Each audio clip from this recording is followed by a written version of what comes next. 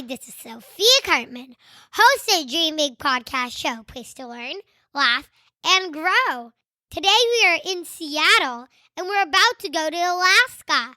And I'm collecting new stories for new adventures that you guys will absolutely love. So today we decided to rebroadcast one of the amazing interviews my sister Eva did with a real-life astronaut, Chris Hadfield. While you're traveling into space with them, I will be collecting new adventures in Alaska, where we're flying in a helicopter with glaciers and dog sledding. And when we're on the Space Needle and we're on a glass floor. And you know I'm not a fan of heights.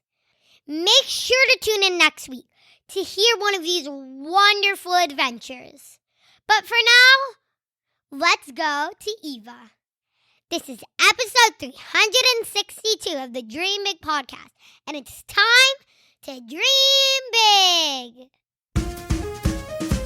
Welcome to the Dream Big Podcast show. We're inspiring you to shoot for the moon, take aim and go. We bring to you amazing guests who truly love what they do. Every day they're living their dreams, and so can you. Dream big, take action to reach your goals. Are you pumped yet? It's showtime, let's rock and roll. Hi, big dreamers. Today we welcome a real-life astronaut to the show, Chris Hadfield. Chris is the first Canadian astronaut to fly in space and a former Royal Canadian Air Force fighter pilot. He has flown 3 space shuttle missions and served as commander of the International Space Station. You may have seen Chris's amazing music videos shot at the space station, which have gone viral, and his fun videos showing how astronauts do things like brush their teeth, sleep, and eat burritos in space. We will include links to everything in our show notes at dreambigpodcast.com/362. With all that said, I know you can't wait to hear from Chris Hadfield and learn more about what it's like to be an astronaut. So let's roll the tape. Hi, Chris. Thank you so much for joining us on the Dream Big Podcast. Hi, Eva. Thank you for the invitation to be part of it, and it's a really delight to be able to talk with you. Thank you. We're so honored, Chris. Thank you for joining us. I'm really excited. You know, I think when kids visualize dreaming big, they usually look out at the night sky, at the moon, the planets, the stars, and think about actually visiting space one day. Yeah, I've visited space 3 times, Eva. I've flown on 3 different rocket ships, and I've lived half a year in space. So it's amazing that some of those dreams can actually come true. Half a year? Yeah, that's right. If you think about it, in half a year, the Earth goes from one side of the sun to the other. It goes halfway around the solar system. And I lived on board the space station from one side of the solar system to the other. Did you miss your family, Chris, when you lived there for half a year? It wasn't too bad because we have sort of like this. We had not Skype, but something like Skype, and we could talk to each other by phone almost every day, and I could email back and forth. And I got to see my family every day because I went right over their head. So I waved at them every day. It's true. So it wasn't too bad. It was just like being on a long trip. How was the connection? Very, very slow and intermittent. But it's amazing that we can have a connection at all when you think about the fact that the space station is hundreds and hundreds of miles above us, and it's going 5 miles a second, goes around the world every hour and a half. It's amazing that we can figure out a way to be able to set up an internet connection at all. Yes. And you could literally tell them, I'm watching over you. Yeah. Yeah. If you go that really fast, are. If you go that fast, you go around the world 16 times a day. So Wow. you don't just see your family, but you see everybody on Earth every day. It's a really lovely perspective to be able to have. When did your fascination with space begin? I used to read a lot of science fiction books, and then I watched TV shows about space like Star Trek, and then movies about space like 2001: A Space Odyssey. But what really caused me to be fascinated, Eva, was watching the first people go to space with Yuri Gagarin and Neil Armstrong and Buzz Aldrin and Al Shepard and Alexei Leonov. And it was the difference between fantasy of the books and the reality of people actually flying in space, that it was a real thing. That's what really fascinated me. So for all the kids out there who is listening, everything you read in books can become a reality. Remember, dreaming big, and every dream that you have, don't even think it's crazy, because it is achievable, as we can see with Chris. When I was born, nobody had ever flown in space. Nobody. It still never happened. And yet now there are 6 people live in space on board the space station from all around the world. And I've flown in space 3 times. So I agree with you. It's amazing what actually happens in life. What did you study in school, and how old were you when you had your first space flight? I studied how things work, how do machines work, and how do you build machines, and how do motors work, and how do wings work. So you can call that, it's a type of engineering, like mechanical engineering or aerospace engineering. And so I'm an engineer, but I also studied flying, and I became a pilot. And then I was in the Air Force, and I was a fighter pilot. And then I went to test pilot school, which was a huge amount of study just up the road from where you are in California, up in the desert. And I then worked as a test pilot. And after all of that, from when I was 9 years old, dreaming about flying in space, my first time I flew in space, I was 35 years old. So it took about 26 years of study to be able to fly in space. This teaches our audience an important lesson about hard work and working not days or months, but years to reach your goal. It's not enough to just dream about being an astronaut. You have to take action and dedicate yourself to make that a reality. Yep. That's the truth. Hard work pays off.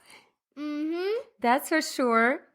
So, Chris, tell us please about the process. So from the time how does it happen? How do you get to the space station? Well, first you dream about it, and then you start turning yourself into an astronaut, and then you study and work, and then maybe someday a space agency like NASA or the Canadian Space Agency picks you, and then you train and work and study like you've never worked before for years and years and years, until finally you get selected to be part of a space crew for a spaceship. And then the work really starts, where you and your crew have to learn everything about everything. And it's the hardest test you've ever written. And it's really important, because if you do it wrong, it's life or death. And after all of that, a whole lifetime of work, the day finally comes where you wake up near the launch pad, in my case at the Kennedy Space Center in Florida, and you put on your astronaut clothes and you get driven out to the launch pad, and you ride up the elevator and you crawl into your rocket ship, and they strap you hard into your seat and close the door. And now you're ready to fly your rocket ship to space. Wow. It is even like the way you say it, and I imagined all the steps, and it is like reading a book, right? But you lived it. That's what's exciting, and that's what gives everyone hope. Everyone, and again, we can do it. You can do it. And when I first decided to be an astronaut when I was 9, Canada didn't have astronauts. Mm-hmm. So I decided to do something that wasn't hard. I decided to do something that was impossible. But I thought, things change. And all I can really control is myself. So I'm going to try and turn myself into the person I'm dreaming of, and then see what happens. And amazingly enough, it led to me being there in that rocket ship on that morning, ready to leave Earth. How many days does it take to get there? To get to the space station? Yeah. Well, it actually doesn't take days. In fact, if you hurry, from the moment that you launch off the Earth, it only takes about 9 minutes to be in space, weightless, because the rocket is so powerful. But you're not quite ready to to maneuver up and steer your ship and connect and dock with the space station. If you really go fast, that only takes about another 6 hours. But sometimes if we aren't really sure about our spaceship, if there's something new or if there's something that's not working right, sometimes we take a couple days on the way up to the space station just to be able to check everything out and make sure our spaceship is working right. So on all 3 of my space flights, we took a couple days from the time we launched until we were safely docked with the space station. Took about 2 days, about 50 hours or so. How many people go to the space with you? It depends which spaceship you're in. I flew on the American Space Shuttle twice. I flew on Atlantis and then I flew on Endeavour. And those crews are between 5 and 7 people. But on my 3rd flight, I was the pilot of a Russian spaceship, which is a little spaceship called the Soyuz, and it's just designed for 3 people. So my flights, we had 5 people, then 7 people, and then on my 3rd flight, we had 3 people. Mm-hmm. So exciting. We watch many of your videos on YouTube, like how you brush your teeth, how you sleep, and how you make a burrito in space. We encourage everybody to watch our videos. Yes, definitely check out Chris's YouTube channel, and we'll definitely include all the links in the show notes. So don't worry, you won't miss anything. And they're so much fun. It's cool how you make a burrito. It's cool to see it just float.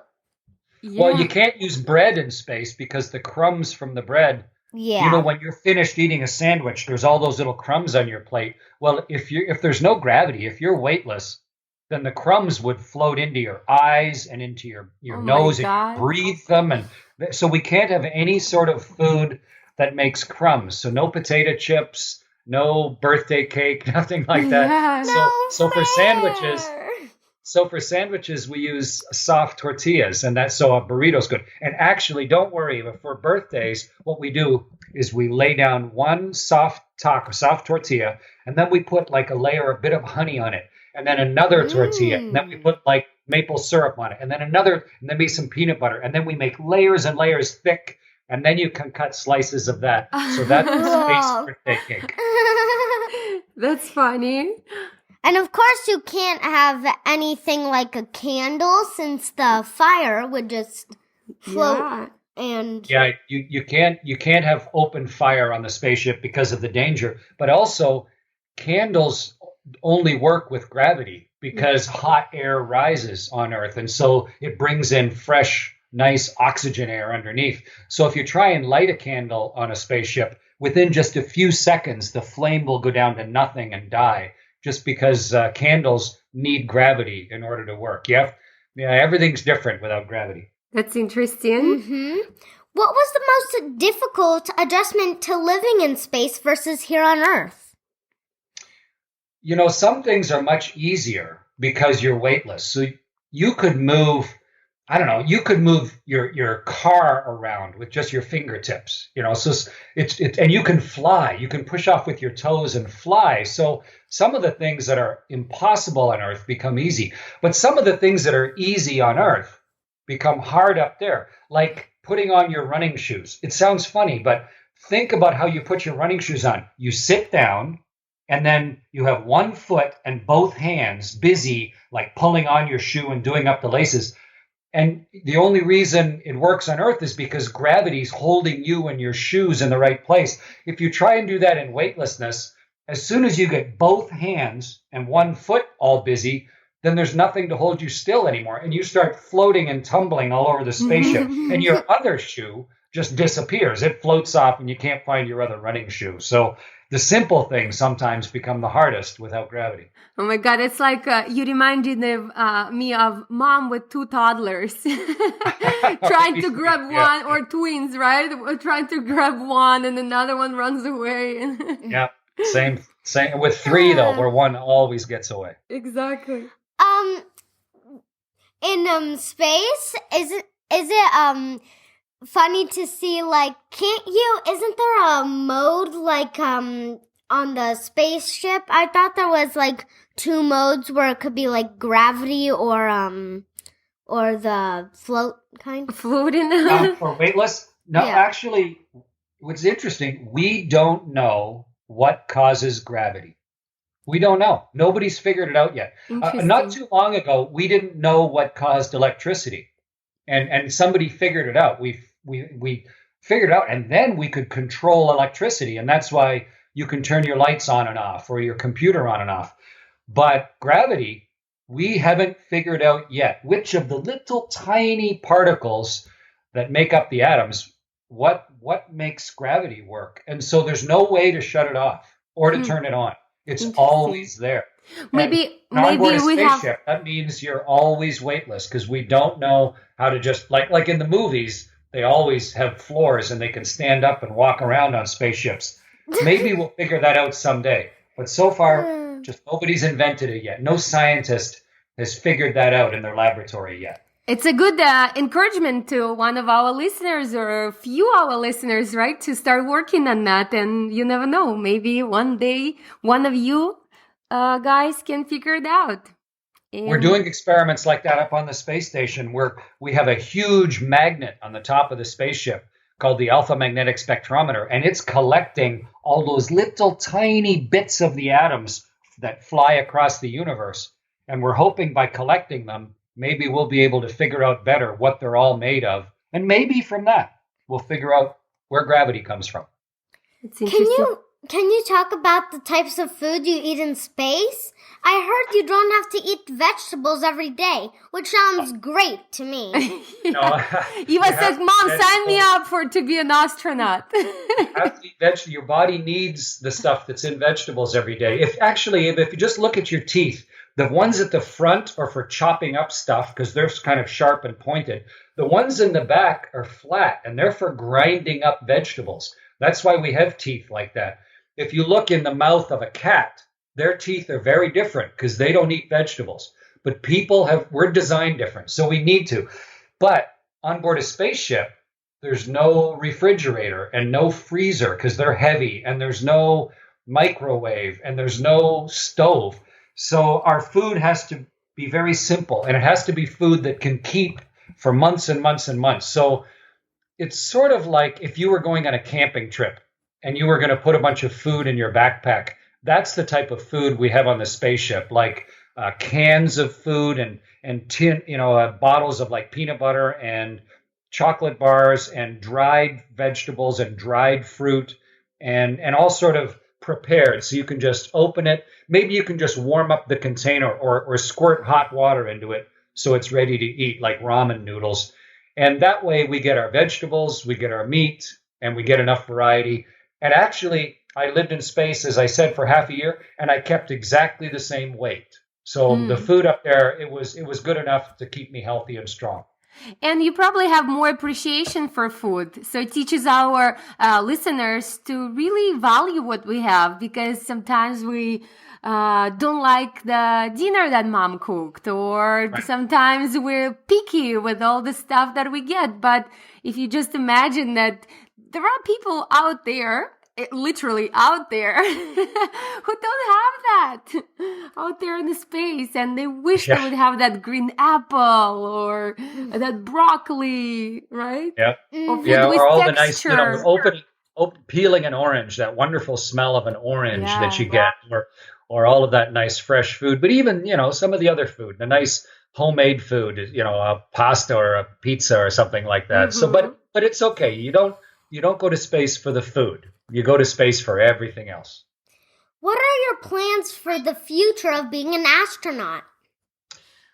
Well, we have 6 people living in space right now. The commander is a guy named Shane, and the lady who's about to take over as the commander, her name's Peggy. Peggy, it'll be her 3rd time as the commander of the world spaceship. She's a really, really interesting lady. She's from a farm in Iowa, and she's a biochemist. She's really smart and really strong and capable, really good person. And so they're doing all the experiments up there. And what are our plans next? I think we'll start living on the moon, not just visiting there like we did when I was your age, but actually starting to build bases there. And eventually we'll have learned enough that it'll be the right time to go all the way to Mars. Sort of, and it sounds crazy, right? But remember, when I was born, nobody had ever even flown in space. And nobody sure had built a space station. And now we've had people living on the space station for the last 16 years. And so it's kind of one thing at a time, one small step at a time. And also our robots are exploring the whole solar system. They're driving around Saturn, going inside the rings of Saturn. Wow, and it's flying around the North Pole and the South Pole of Jupiter. So we just discovered 7 planets around another star that's 39 light years away. I was just gonna mention about that just recently, right? So exciting. It's there's when you ask me what the plans are, it's the rest of the universe. That's where almost everything is. Only a tiny little bit of everything is here on Earth. So there's just unlimited numbers of things to discover, to learn about how everything works. And that's really what we're planning. And I'm just a small part of that. I help out and I work with NASA and the Canadian Space Agency, and I teach at university, and I work with students, and I talk to you. To me, it's all part of the same thing. Would you say that's your big dream, to start living on the moon, or is there something else? I've always dreamed of living on the moon. I would still like to. I think it's important to have a big dream, but it's important also to remember that your biggest dream might not come true, but that's okay, because while you're chasing your biggest dream, all sorts of amazing little dreams happen, and little surprising, fun, wonderful things happen. And you shouldn't ignore those just because you have one big dream. And so, yeah, I'd love to go be one of the astronauts who helps build a habitat and live on the moon. But I'm also just so happy to be part of the whole thing and to have done the things I've done so far. So I think it's important to have a big dream, but to really celebrate all of the other little dreams, because they are your life. In other words, big dreamers, just enjoy your journey and know that everything happens in your life for a reason. And if right now some of you don't like going to school, just think of the big dream and know that this is just a stepping stone to something bigger and better, something that you dream about. You just said some of you don't like going to school just because I don't. Eva said, why do we have to go to school? Can we just stay home and read all day long? It's like she loves reading. I think you should do both, Eva. Remember, school is just the best way to try and teach you the necessary things you need. But most of the really important learning you'll do in your life, you do on your own. You're curious about something. Like after you and I have talked to each other, you might think, wow, I didn't really know that about Saturn's rings, Mm-hmm. or about the fact that there's a big weird shape on the top of Jupiter that's caused by the winds. And you might say, I want to go find out about that on my own. And that's where a lot of your learning happens, when you're curious and you go learn for yourself, and it teaches you and it builds a higher and higher ability to understand things underneath you, like a higher and higher platform, so you can see further. Chris, do you think space tourism is something that we'll see in the pretty near future? Space tourism has already started. There have been 7 or 8 tourists already fly in space, but it's still very expensive right now. And the real question is, when can we invent machines and rockets and spaceships that are safe and simple enough that they're not too expensive to buy a ticket? And there's some really smart people working on that. I think within about 5 years, the cost of flying in space will come way, way down. But it'll still be only for people with a lot of money. It'll cost as much as like a really nice car, like a Tesla. Yeah. But there's a lot of people buy Teslas, and if you had the choice between buying a cheap car and flying in space, or just buying a Tesla, you might say, hey, I can drive a cheap car for a while, but I want to fly in space. So, and then the cost will keep coming down. But that, it used to be very, very expensive to fly in an airplane when airplanes were new, or to travel on a nice train when trains were new, or to travel on a sailing ship when sailing ships were new. But as we get better at building things, then they become safer, and then so they become cheaper. And so then lots of people can go. So I think space tourism will be just like air travel or sea travel. It just takes time to allow ourselves to make all the inventions to open the doors to as many people as possible. Yeah, we just recently talked to Naveen Jain. I'm not sure if you know him or not. who's also working on traveling to space. So that's exciting. I don't know that person, no, but there's a lot of people working on it, and I'm one of the people working on it too. So I think it's an interesting thing. That's when awesome. you have doubted yourself in the past, what made you overcome those fears and continue to persevere your dream? I think it's important to recognize that everybody doubts themselves every day. That's okay. That's normal. That's you should. I mean, if you don't doubt yourself, then you're probably going to do something dumb. So it's okay to doubt yourself. But I think the best antidote for doubt is to have learned how to do something. Like I bet, do you know how to ride a bike? Yeah. Of course you do, right? But I bet when you didn't know how to ride a bike, when you were littler, you doubted yourself. But you didn't learn to ride a bike by just doubting yourself. What you did was you talked to somebody, you looked at people riding their bikes, you studied how the pedals work, how the handlebars work, and then somebody stabilized the bike while you learned how. Maybe you used training wheels for a while. And eventually you learned how to do something so that you didn't have to doubt yourself anymore. And that's how astronauts fly in space. We look at something we don't know how to do yet, where we have doubt, and we study it, and we talk to other people, and we practice it, and someone helps, stabilize us until we've learned how to do it so well that we don't have to just doubt ourselves anymore. And Chris, that's how I do everything in life, even flying rocket ships. It brings me to the very good question. So if you big dreamers doubt yourself in asking yourself questions, can I do it? Can I do it? And doubting. It's better if you ask question yourself, how can I do it? It will serve you better. And then this way, your mind start thinking of the ways how you can do it. So just be very conscious about the questions you're asking yourself and others. Yeah, I think so. And don't just say, how do I ride a bike?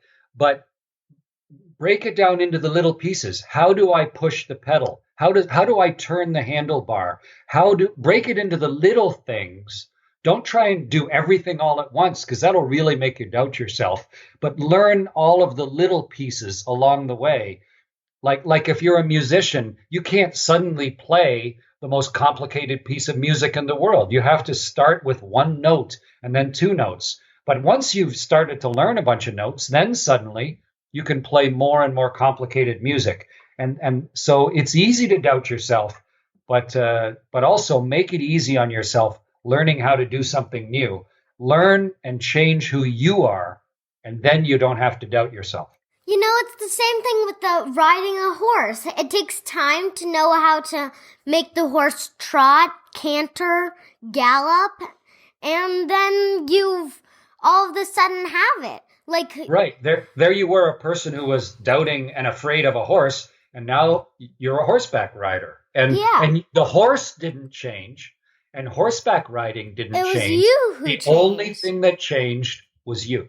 Well, Chris, thank you so much for spending such a quality time with us. And you shared so many nuggets of wisdom with our big dreamers. Probably a couple of last questions. One is, if you go back in time and talk to your 10-year-old self, what would be the best advice? And the second one is, last but not least, is where can our audience find out more about you? Okay, thank you for the last two questions. If I could go back in time to my 10-year-old self, I would say trust yourself. Trust yourself. Learn what you want to learn, study, practice, and then once you know how to do that thing, then trust yourself with that skill. Don't go through life not able to do things. But have confidence in who you are, and only be confident because you've slowly learned how to do all the things that are important to you, like tying your shoes, riding a bike, doing mathematics, riding a horse. It doesn't really matter what, but slowly you can turn yourself into a more and more capable person. And if you want to learn more about me, if you go to chrishadfield.ca, because I'm from Canada, Chris Hadfield, it's sort of like California, but chrishadfield.ca, and there's a lot of information there. Or you could read one of my books. the book for our older kids is An Astronaut's Guide to Life on Earth.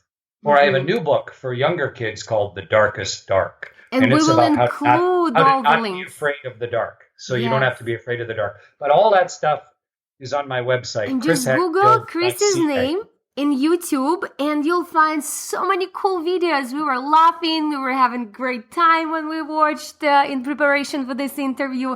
And we will include all the links to the books and YouTube videos on our website so you don't have to do a lot of search if you don't know where to go. So we'll make sure that we'll introduce you to Chris and his amazing work. Chris, thank you so much. It was such an honor to have you on our podcast. Dream big, take action to reach your goal. The moral of the story is do take action. Please, big dreamers. As you can see, Chris never even thought it was, never read about it, right? They never had Canadian astronaut. That it wasn't that popular, right? To go in space, but Chris dreamed about it and he took action and he did it. So it means that everything is possible for you if you take action step by step, day by day, and you'll get where you want to be. Yep. I agree. And it was lovely to talk with both of you. I look forward to everybody having a chance to hear what the two of you said. It was a real pleasure to speak with you both. Thank you so much. Thank you. Thank you. Have a good day. That's all for today, Big Dreamers. I hope you enjoyed Eva's interview with Chris Hadfield. Make sure to subscribe to our YouTube channel. We love all your reviews. And we hope you can get more if you just tell one friend or one family member about the Dream Big podcast. It can make a huge difference. This was Sophiakarpman and Eva Karpman and Chris Hadfield, reminding you that you have unlimited adventures. Your dreams are not optional. You need to make them essential. So take massive action and turn those big dreams into reality. Live with passion the way life was meant to be. See you in the next episode. Bye.